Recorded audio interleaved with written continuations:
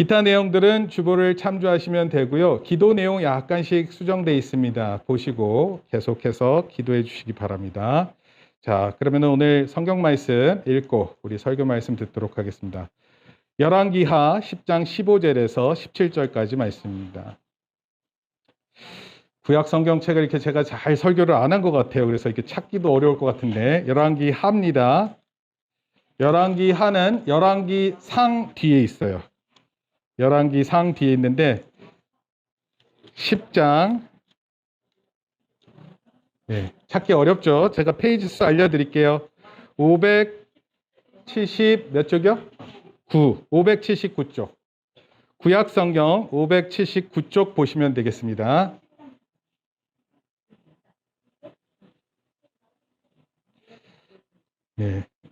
어수선함이 있는데 성경 찾느라고 그러는 거니까 우리가 다 같이 그렇게 확인하겠습니다.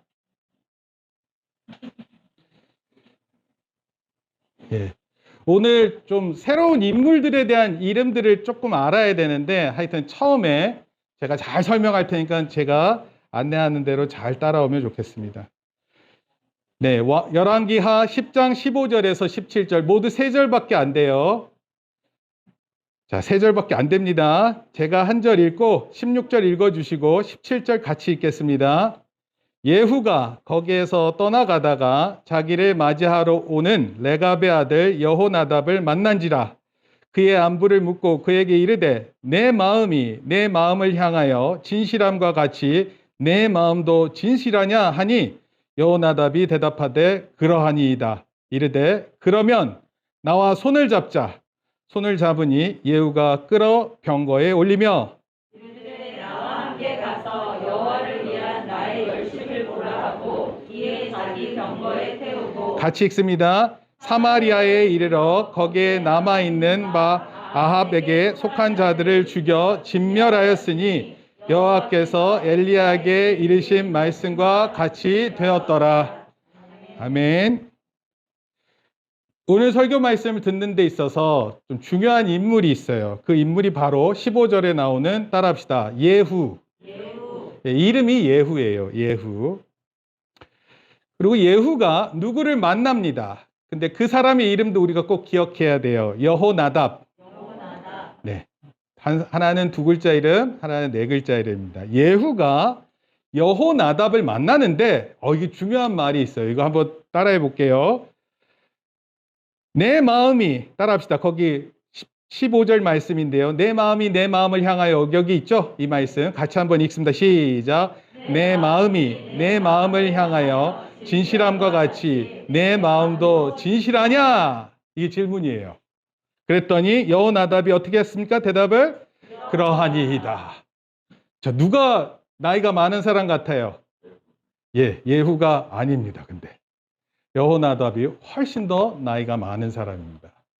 예후는요, 장군이에요. 근데 이 장군이 하나님께서 전쟁 중에 부르셨어요. 그리고 아합 왕을 죽이고 새로운 왕이 되는 과정이에요. 그런데 그때 이제 원로 사람들이 있어야 되잖아요. 원래 이렇게, 이거 쿠데타예요. 쿠데타. 군대 쿠데타. 근데 그때 원로 사람이 필요한데 그 원로 사람이 바로 여호나답입니다. 그리고 이 두 사람이 만나면서 불꽃이 튀는 거예요. 네 마음이 내 마음과 같냐? 이거 묻는 겁니다. 당신도 그런 마음 갖고 있습니까? 하나님을 향한 이런 마음이 나에게 있습니다. 당신도 이런 마음입니까? 그래서 두 사람이 그렇습니다 하고 만나는 장면이에요. 되게 멋있는 장면입니다. 글자만 막 있어가지고 안 멋있어 보이는데 사실은 되게 멋있는 장면입니다. 오늘 그 예후와 여호나답에 대한 이야기인데 이 장면을 우리가 보면서 뭘 생각해 보려고 그러면 제목이에요. 한번 따라합시다. 이 시대에 필요한 진실한 사람. 여러분, 우리가 오늘을 살아가는 우리들에게 있어서 정말 중요한 가치가 있어요. 그것은 뭐냐면 진실됨이에요. 진실됨. 상황에 따라서 진실한 것이 아니라 우리의 모든 상황에서 하나님 앞에서 진실된 모습을 갖습니다. 우리가 마치 예배를 드릴 때 예배를 드릴 때 우리가 하나님 앞에 내 영혼이 하나님을 만나는 것이거든요. 그 앞에서 거짓됨을 가진다는 것은 참 말이 안 되죠. 그렇죠?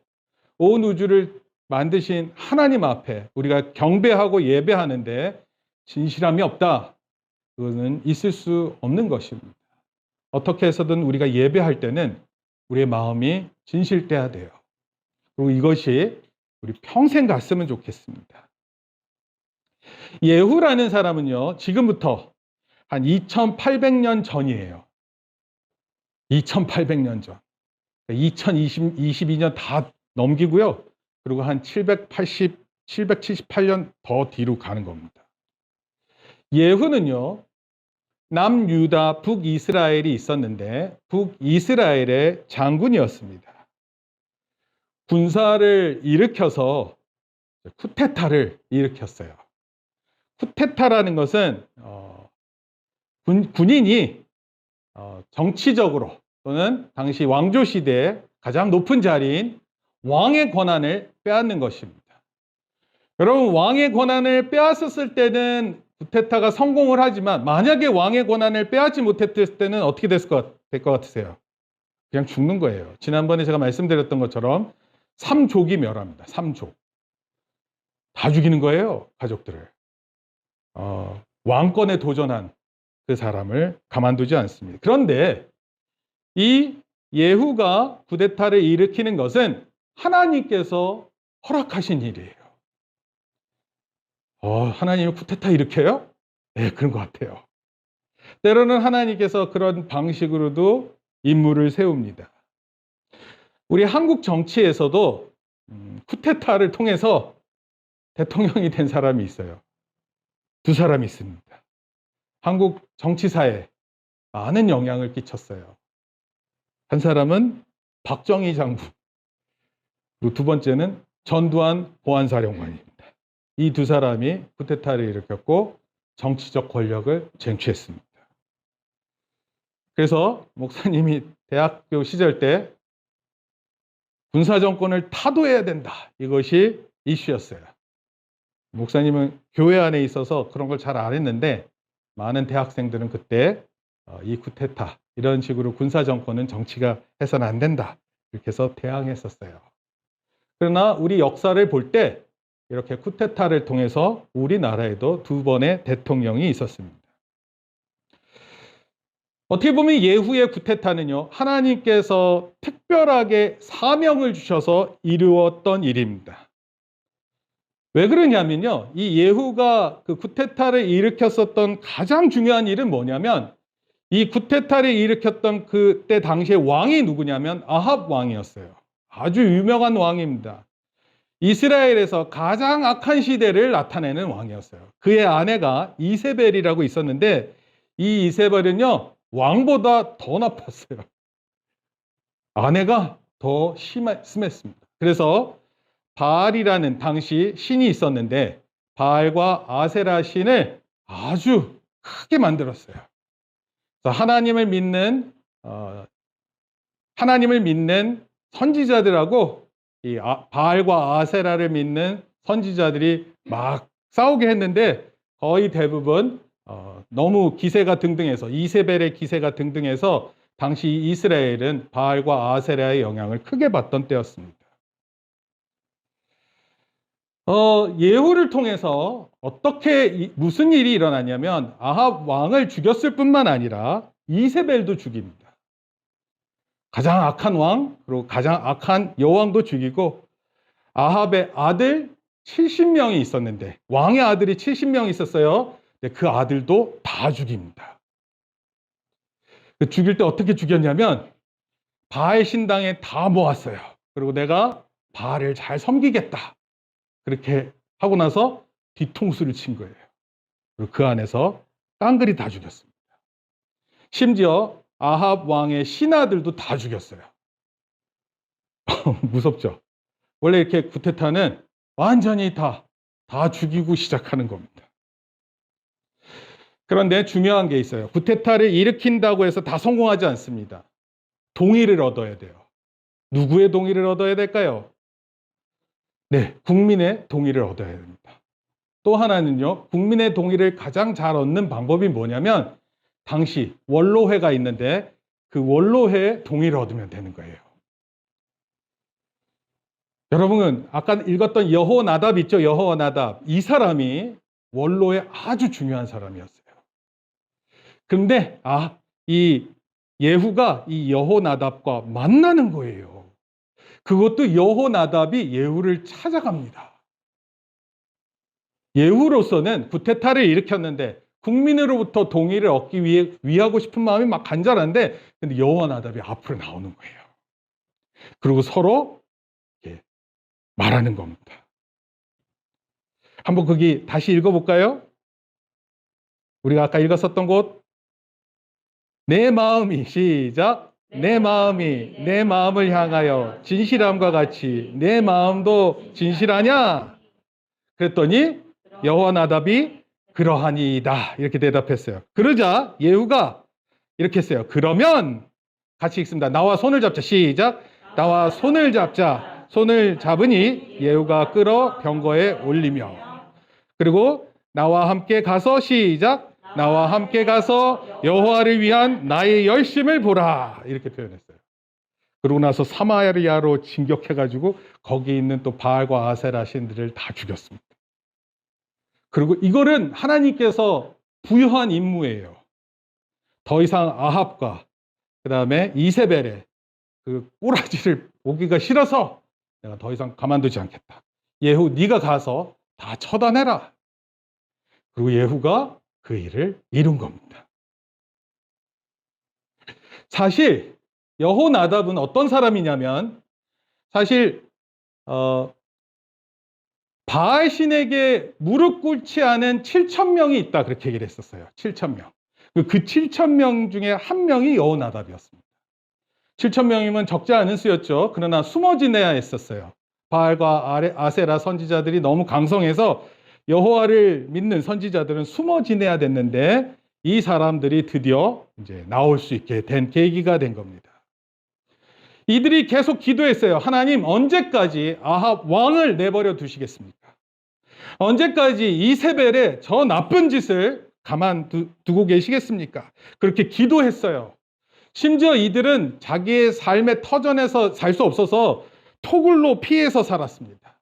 그리고 간절히 구원자를 기대하고 있었어요. 여러분 그런데 그때 그 지도자가 나온 거예요. 바로 그 사람이 예후입니다. 군사정변이 일어났다는 얘기를 듣고 여호나답이 아니 하나님의 때가 이렇게 찾아오는구나 놀라서 그에게 나아간 것입니다. 오늘 바로 그 장면의 모습이 너무나도 멋있는 장면이에요. 네 마음과 내 마음이 같은 마음이냐? 그러면 가자. 내가 가진 열심 보여주겠다. 여러분 뜻이 맞을 때 이거 얼마나 멋있습니까? 그 많은 미국의 기업들이 두 사람이 이렇게 처음에 만들어가지고 주차장 차고에서 사업을 계획하잖아요. 이 둘이 또 끝까지 가기도 하고 또 끝까지 안 갈 때도 있는데 이 두 사람의 뜻이 맞춰질 때 그 힘이 엄청난 것을 볼 수 있습니다. 어떻게 보면 오늘 우리가 읽은 부분은 아름다운 만남이에요. 하나님을 향한 내 생각과 그의 생각이 같아서 한번 잘해봅시다 하는 아주 훌륭한 모습인 거예요. 한번 따라해 볼게요. 우리도 진실한 사람이 됩시다. 그러면 하나님 앞에서 진실한 사람이 되는 것이 우리의 목표예요. 하나님 앞에 진실해야 돼요.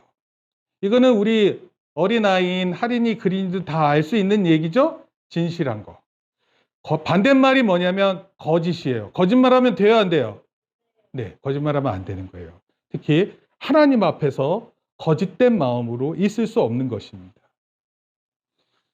자, 설교가 이렇게 해서 끝나면 좋을 텐데 과연 예후는 끝까지 이런 진실된 사람의 모습으로 살았을까요? 아니에요. 이렇게 해서 얘기가 끝나면 얼마나 좋겠습니까? 빨리 집에 가는데. 지금 한국의 대통령이 한 100일이 지났죠. 100일이 지났는데 국민이 얼마나 대통령을 좋아하는지를 나타내는 그런 표시가 있는데 그게 지금 얼마나 낮은 상태인지 모릅니다. 오늘날 대한민국의 이런 정치적 혼란스러움이 있어요. 그래서 저는 이거 얘기하려고 하는 게 아닙니다. 절대로. 한국 정치에도요. 아마도 윤석열 대통령에게는 여나답 같은 원로가 필요해 보여요. 내부 총질하는 사람들 말고요. 서로 싸우다가. 그래야지 국민이 지지할 수 있잖아요. 근데 그렇지 못한 상황인 것 같습니다. 꼭 대통령께서 제 설교를 꼭 들었으면 좋겠습니다.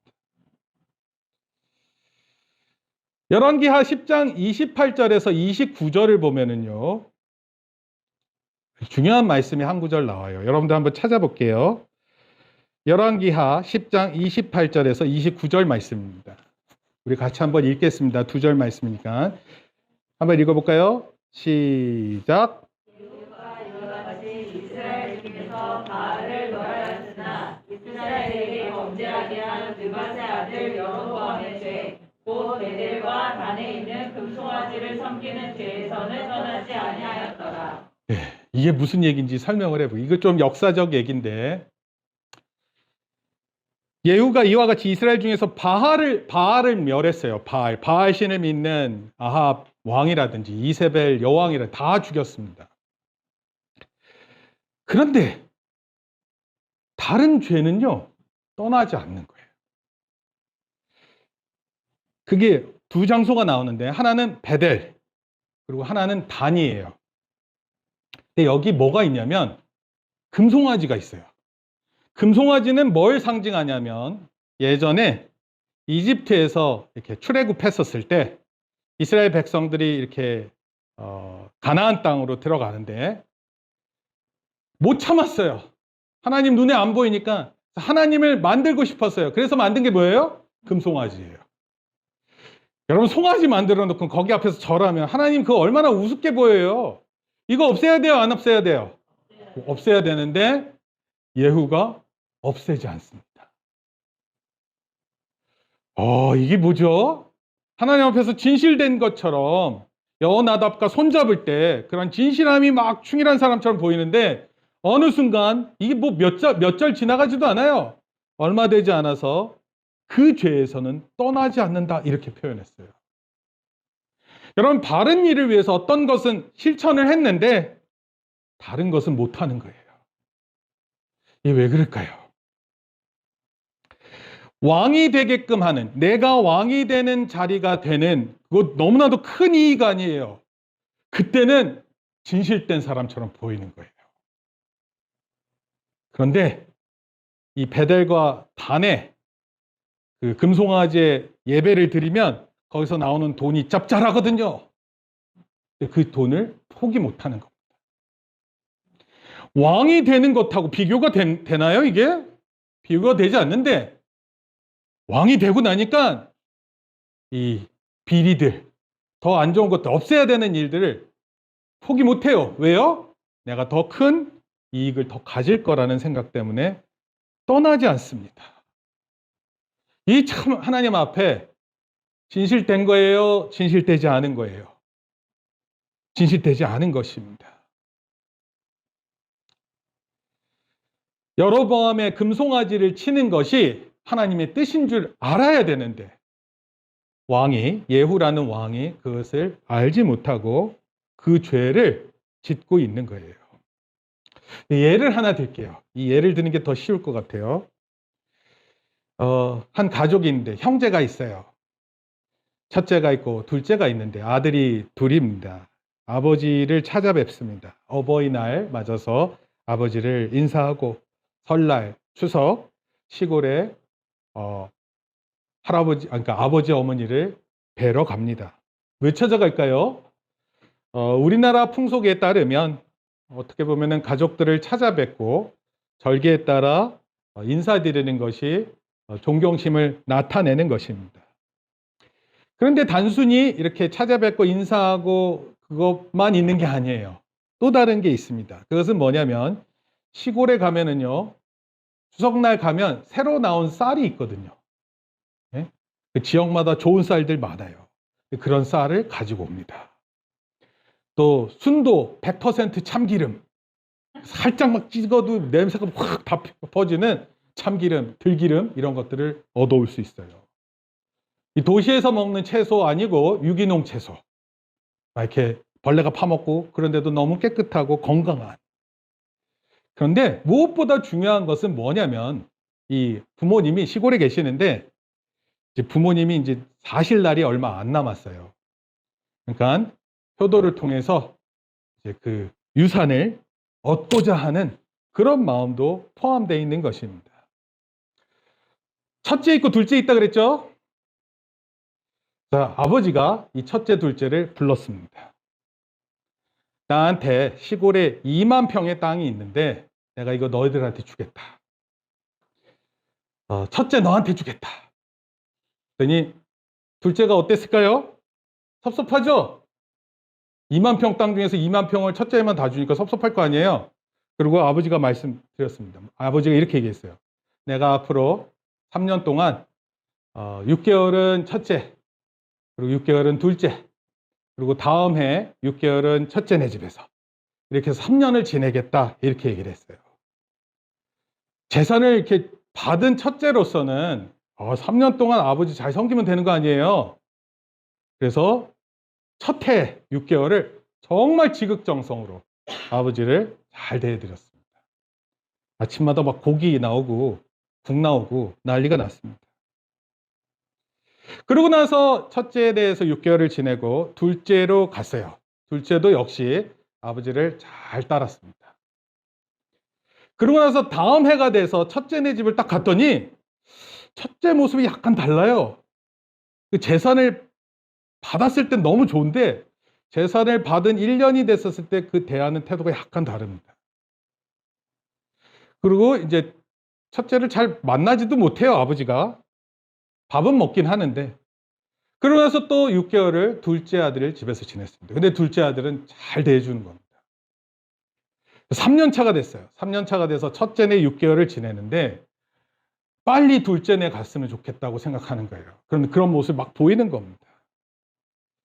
대놓고 막 불편함을 막 나타내요.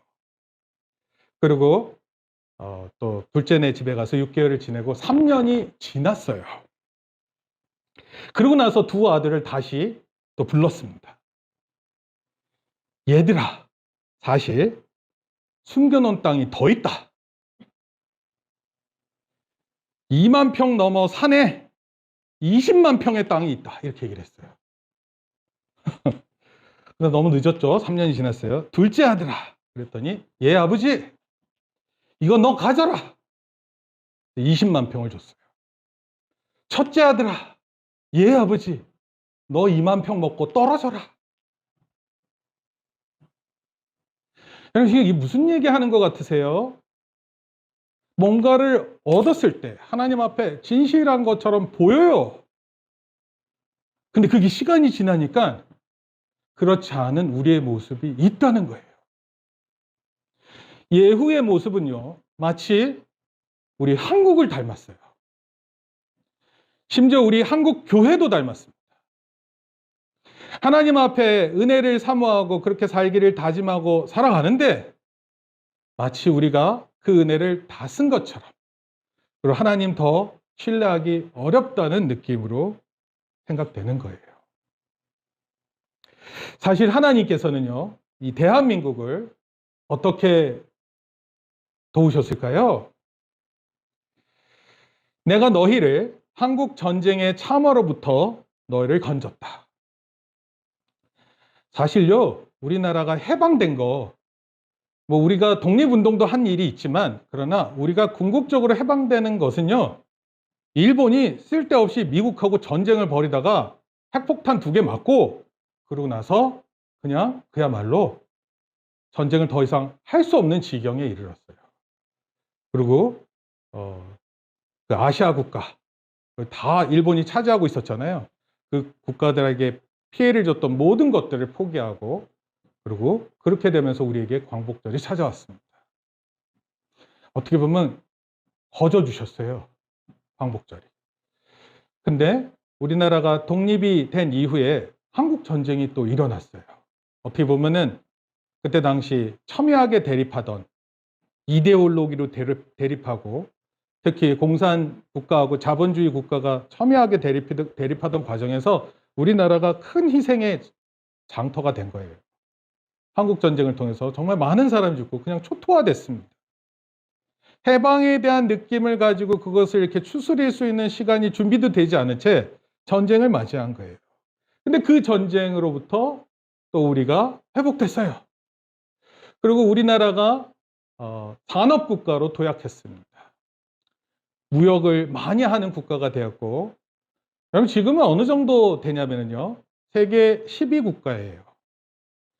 우리나라 인구수로 세계 10위를 가지는 것은 좀처럼 쉽지 않습니다. 그것도 한국 전쟁을 경험한 국가에서 국가 안에 전쟁이 있었는데 그 전쟁을 넘어서서 70년 만에 세계 10위 안에 들어가는 국가는 이제 전무후무한 이야기입니다.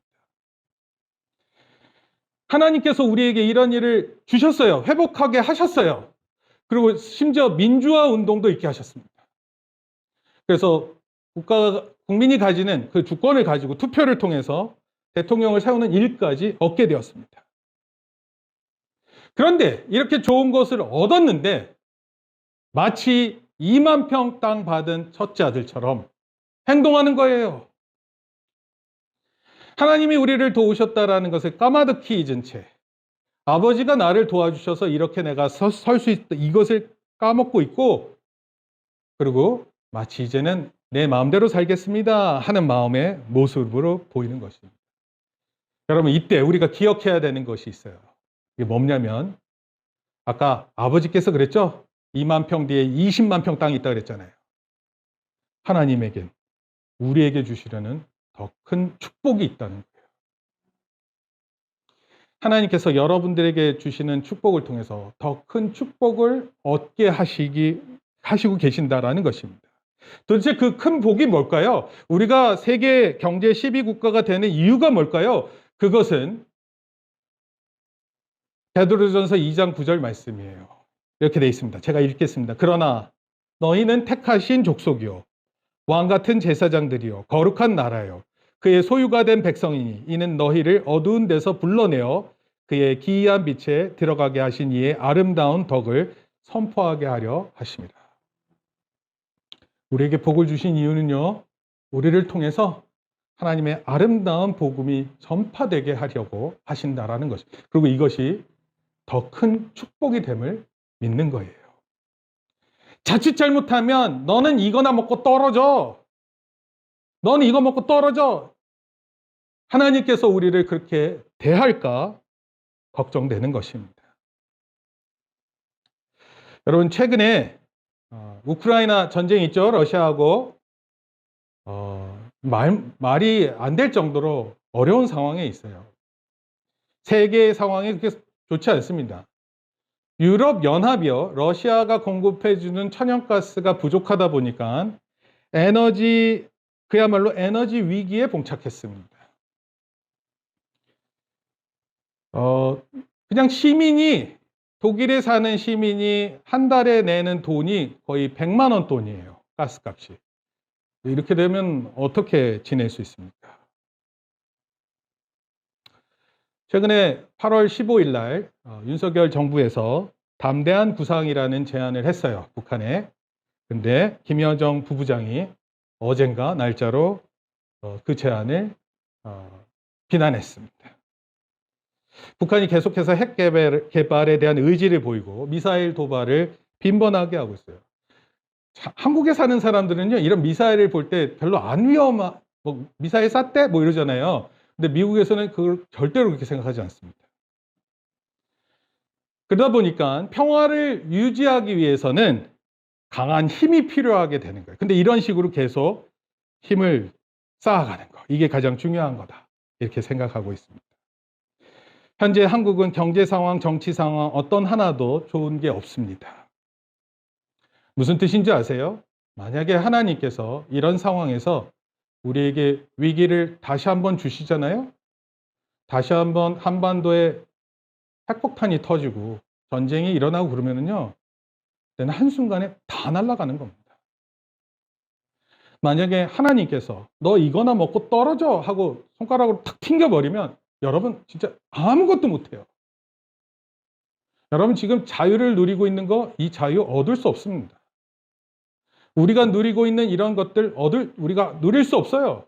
한순간에 하나님께서 만약에 그렇게 생각하실까 봐, 예후처럼 행동하다가 하나님께서 우리를 튕겨버리실까 봐, 조국 교회를 그렇게 튕겨버리실까 봐, 그것이 두렵습니다. 여러분 이런 모든 것들이 어디에 달려 있다고요? 진실 때문에 달려 있는 거예요. 저와 여러분의 진실함에 달려 있습니다. 만약에 그 진실함이 없고 거짓됨으로 있으면, 그럴듯한 모습으로 계속 있으면 예후처럼 되고 마는 거예요. 젊은 친구들한테 물어봅니다. 이상을 생각하고, 그렇죠? 꿈이 있는 가운데 우리 사회를 볼 때 다 악하게 보여요. 감수성이 예민할 때는 그렇게 보입니다. 정의가 더 중요하다고 생각하고 자유가 중요하다고 생각될 그런 마음이 있습니다. 여러분 그런 마음이 참 순수하게 갖고 있어서 그것을 보는 것은 참 좋은데, 그래서 제가 막 좀 더 활동적으로 행동하려고 그랬더니 아버지께서 저한테 이런 말씀을 하셨어요. 야, 네가 칼 잡았을 때 해. 지금 너 칼 들고 설칠 때 아니야. 나중에 네가 칼 잡았을 때 하면 돼. 그래서 지금 그런 젊은 열정, 하나님 앞에 다가가려고 하는 그런 마음을 이렇게 진정시켰습니다. 여러분, 제가 그런 마음을 가졌을 때로부터 몇 년이 지났냐면 한 30년이 지났어요.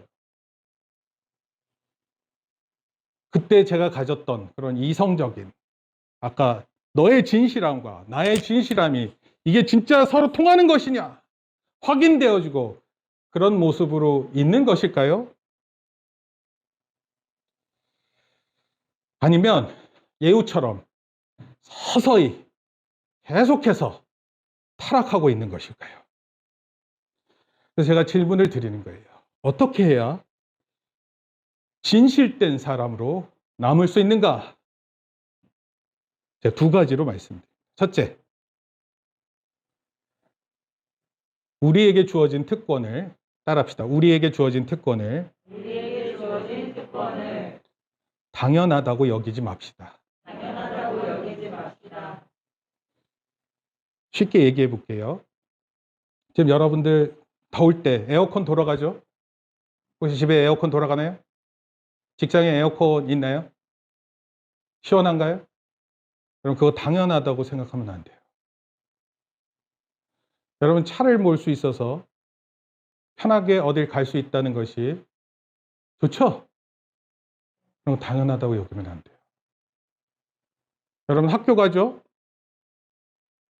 학교 가는데 애들이 제일 싫어하는 게 학교를 안 가고 싶어 해요. 왜냐하면 공부하는 것 때문에. 근데요, 그렇게 생각하다가 큰일 납니다. 자기 앞을 준비하지 않고 있다가 나중에 맞이하는 그 결과가 심대할 수 있어요.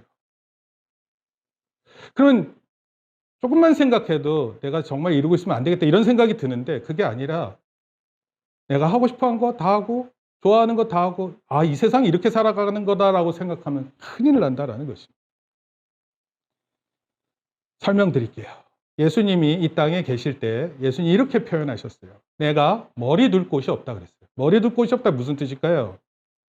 예수님은요, 땅에 투자를 해서 집을 가지고 계시면서 하나님의 일을 하셨던 분이 아니세요. 내가 정기적으로 자야 할 장소가 있던 분이 아니십니다. 우리는 철에 맞는 옷을 다 입고 자는 것도 너무 편안하고 쓰다 보니까 역시 명품이 좋아 하면서 이런 모든 것을 누리는 것이 당연한 특권이라고 생각할지 모르는데, 사실은 그렇게 살다가 큰일 나는 거예요. 예수님은 머리 둘 곳도 없이 우리를 구원하시기 위해 모든 희생을 아끼지 않으셨는데, 우리는 될 수 있으면 아무 노력 없이 다 얻고자 하는 말도 안 되는 생각 가운데 있다는 것입니다. 여러분, 좋은 학교를 나오고 또 좋은 학교에서 공부하려고 하고 또 좋은 직장에 들어가려고 하고, 여러분 이런 거 다 마땅하다고 생각하나요? 아닙니다. 이거 다 특권입니다. 팔레스타인의 선교사님이 또 편지를 보내오셨어요. 그 편지 사진에 보니까 청년들이 거기 갔어요. 되게 신기했습니다. 한국 사람하고 팔레스타인 사람 구분하는 게 어렵지 않아요. 사진 찍을 때 눈을 보면 팔레스타인 아이들은 다 눈이 있다고 하는데 한국 사람들은 다 웃으면 다 눈이 안 보여요. 눈동자가 안 보여요. 그런 청년을 보면서 여러분, 우리보다 못한 사람을 찾아가는 것, 복음의 덕을 전하기 위해 움직이는 이 모습, 이런 거 보게 되는 거예요. 화장실에 가면 너무 깨끗하잖아요. 물론 이제 지린내도 있죠. 그러나 제가 어렸을 때 그 퍼세식, 거기서 그냥 냄새 그대로 올라오는 그런 냄새는 더 이상 없어요. 여러분, 이 땅이 너무 좋고 편하다 보니까 마치 영원할 것처럼 착각하는 겁니다. 그렇지 않습니다. 어제 제가 아는 목사님이 당뇨 수치가 나왔는데 500을 넘었대요. 그러면서 더 이상 자기는 밥도 안 먹고 빵도 안 먹고 아무것도 안 드시겠다는 각오를 하시는 그런 시를 쓰셨어요. 이 목사님이 시를 쓰셨어요. 나는 더 이상 안 먹네 모르면서 썼습니다. 영원한 곳 아닙니다. 때가 되면 떠나야 할 곳입니다. 단지 시간의 차이가 있을 뿐이에요. 젊다고 해서 당연한 시간으로 다가오지 않습니다. 나이가 많다고 해서 당장 내일 죽으라는 보장이 있는 것도 아닙니다. 환경이 좋아지니까 여기가 전부인 것처럼 생각하는 거예요. 젊을 때 어학연수도 배우고 자기 스펙 쌓고 가난한 나라를 찾아다니면서 고귀한 일을 하고, 이런 것들이 자기의 명예를 드높이는 일이라고 생각하고 착각하다가 그냥 2만 평 받고 끝나는 것이 되는 것입니다. 그래서 우리는 그런 특권을 당연하다고 생각하면 안 됩니다. 둘째, 따라합시다. 날마다 하나님 앞에서 자신을 살핍시다. 우리가 눈이 밖을 향하고 있다 보니까 다른 사람은 잘 보여요. 근데 자신은 잘 못 봐요. 그래서 어떻게 해야 돼요? 시간을 가져야 돼요. 자신의 시간. 여러분, 기도하죠.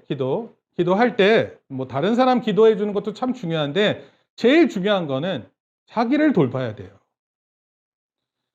다른 사람 돌보면서 다른 사람 위해서 기도하는 거 참 좋은데 먼저는 자기를 돌봐야 돼요. 내가 뭘 하고 있는지, 무슨 생각을 하고 있는지, 내가 반성해야 할 일이 없는지, 나에게 순수함이 아직도 남아있는지, 이런 걸 고민해야 되는 겁니다. 그리고 그걸 기도해야 되는 거예요. 예후가 아마도 가장 못했던 것은 이거를 못했을 것 같아요. 왕이 된 이후에. 다 된 줄 안 거예요. 왕이 다 갖고 있는 거 아니에요. 왕은 말 한마디에 다 움직이잖아요. 왕이 자꾸 나쁜 생각을 하면 신하 중에 나쁜 생각을 준비하는 신하도 생겨요. 시편에 보면 이런 말씀이 있어요. 하나님이여 나를 살피사 내 마음을 아시며 나를 시험하사 내 뜻을 아옵소서. 여러분, 내 뜻을 내가 모른다니까요. 근데 하나님, 내 뜻을 알게 해주세요. 이렇게 기도해요. 나에게 무슨 악한 행위가 있는지 나를 영원한 길로 인도하소서.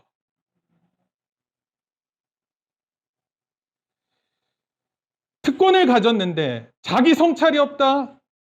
그때는 그게 뭐가 되는 줄 아세요? 이 컨비네이션이 아주 위험한 거예요. 특권을 가지고 있고 그런데 자기 성찰이 없어요. 그러면 그때 그것이 자기 의가 되는 겁니다. 나는 법 없이도 살 수 있는 사람. 자기 자랑거리를 삼다가 그것이 올무가 됩니다. 이런 자를 다른 말로 위선자, 예수님께서 말씀하셨습니다. 결론적으로 말씀드립니다. 하나님께서 어떤 사람을 찾으실까요? 돈 많은 사람이 관심의 대상이신가요? 명예가 높은 사람이 관심의 대상입니까? 학위를 갖고 있는 게 중요한 것 같습니까? 여러분, 교회에 오는 사람들의 핵심은요, 나의 인격이, 나의 영혼이 하나님을 만나는 겁니다. 온 우주의 창조자, 모든 지혜의 근본 되시는 하나님께 나아오는 것. 나의 순수한 영혼으로 하나님 앞에 나오는 것으로 충분합니다. 마치 내가 가진 특권이 있다 생각하고 내가 가진 특권 안에서 내가 하나님을 섬긴다 착각하는 겁니다. 여러분이 하나님이라면 어떤 사람을 원하실 것 같으세요? 심지어 예후도 내치시는데 하나님께서 오늘 우리 어떤 사람을 하나님께서 원하실까요? 지혜가 부족한 사람 중요하지 않아요. 그거 하나님께서 주시거든요. 부유하지 않은 사람 중요하지 않습니다. 그 부유함은 하나님 주시거든요. 하나님 앞에 가장 중요한 것은 나의 진실함이 그 하나님을 만나는 것입니다. 교회가 언제부터 손가락질 당하는 그룹이 되었어요. 정광훈 목사님 드디어 해내셨더라고요. 이런 거 볼 때 진짜 한국 교회가 가지고 있는 이거 어떻게 감당할까 이런 생각이 있습니다. 돈 많고 많은 정치력을 알고 있는 것이 중요하고 대통령과 끈앞풀이 좀 있으면 좋을 것 같고 권력과 이런 것들이 소중한 것이라고 생각하면 예후처럼 인생이 끝나고 말 것입니다. 여러분, 우리가 죽을 때까지 한 가지 중요한 걸 잡는다. 그러면 그게 뭐냐면 하나님 앞에서 진실함이에요.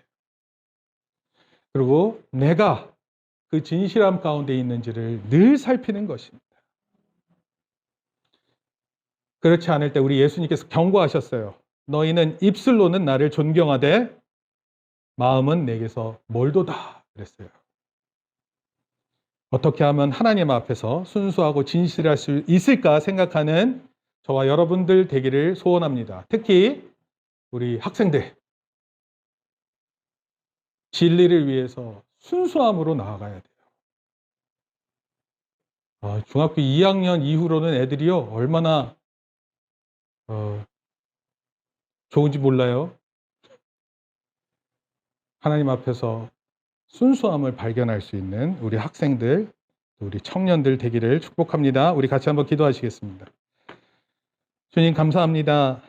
무릇 지킬 만한 것보다 더욱 우리의 마음을 지키게 도와주시옵소서. 생명의 근원이 여기에서 출발함을 믿습니다. 입술로 존경하는 것이 아니라 마음으로 하나님을 섬기는 우리 진실된 모든 성도들 되게 복내려 주시옵소서. 예수님의 이름으로 기도합니다. 아멘.